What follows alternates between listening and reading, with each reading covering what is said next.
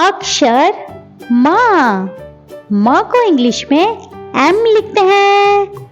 माँ से मछली। मछली को इंग्लिश में फिश कहते हैं। माँ, एम से माँ। माँ से मटर। मटर को इंग्लिश में पीस कहते हैं। माँ, एम से माँ। माँ से मगरमच्छ। मगरमच्छ को इंग्लिश में क्रोकोडाइल कहते हैं।